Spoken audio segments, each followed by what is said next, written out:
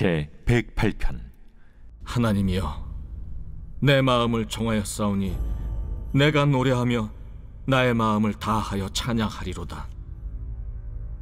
비파야 수금아 깰지어다. 내가 새벽을 깨우리로다. 여호와여, 내가 만민 중에서 주께 감사하고 문나라 중에서 주를 찬양하오리니 주의 인자하심이 하늘보다 높으시며 주의 진실은 궁창에까지 이르나이다. 하나님이여, 주는 하늘 위에 높이 들리시며 주의 영광이 온 땅에서 높임 받으시기를 원하나이다. 주께서 사랑하시는 자들을 건지시기 위하여 우리에게 응답하사 오른손으로 구원하소서. 하나님이 그의 성소에서 말씀하시되 내가 기뻐하리라. 내가 세겜을 나누며 숫꽃 골짜기를 측량하리라. 길르앗이 내 것이요 므낫세도 내 것이며 에브라임은 내 머리의 투구요 유다는 나의 규이며 모압은 내 목욕통이라. 에돔에는 내 신발을 벗어 던질지며 블레셋 위에서 내가 외치리라 하셨도다. 누가 나를 이끌어 견고한 성읍으로 인도해 드리며 누가 나를 에돔으로 인도할꼬. 하나님이여, 주께서 우리를 버리지 아니하셨나이까. 하나님이여, 주께서 우리의 군대들과 함께 나아가지 아니하시나이다. 우리를 도와 대적을 치게 하소서. 사람의 구원은 헛됨이니이다.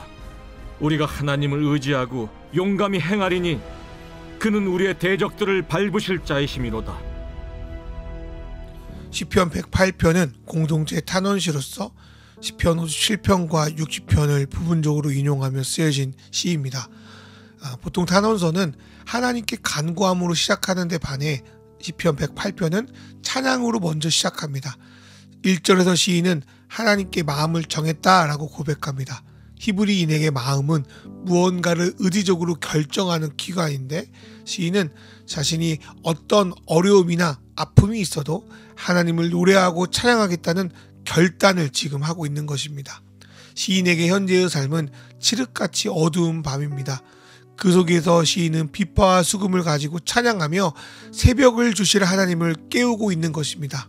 어쩌면 찬양은 기쁘고 좋은 일이 있을 때보다 고난의 상황에서 더 필요한 것인지도 모르겠습니다.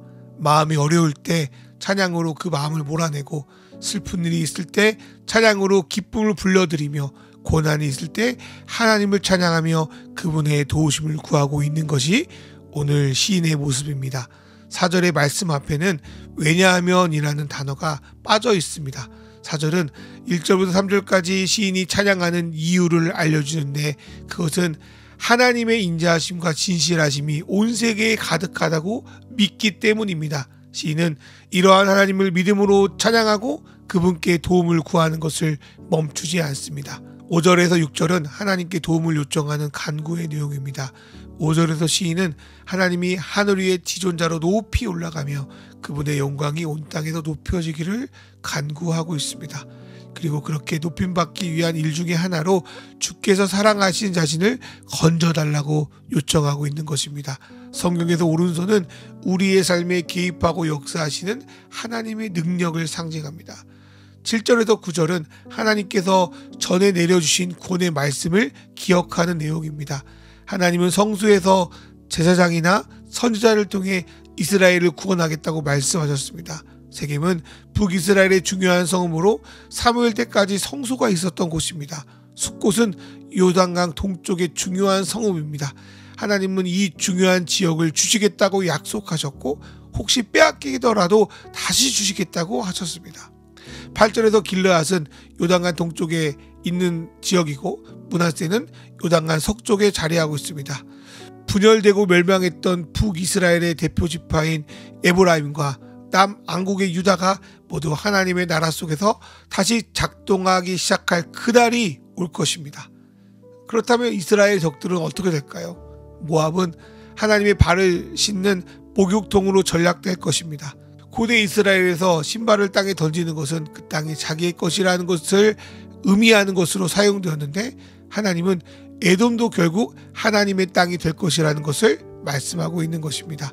그리고 블레셋 역시 하나님께 패할 것이며, 이스라엘은 하나님의 승리의 함성을 듣게 될 것입니다. 하지만 현실은 하나님이 주신 말씀과 전혀 다른 상황으로 돌아가고 있습니다. 적들의 성읍은 매우 견고하고 그 당시 에돔의 성 보스라는 천연의 요새로 누구도 점령할 수 없는 것처럼 보였습니다.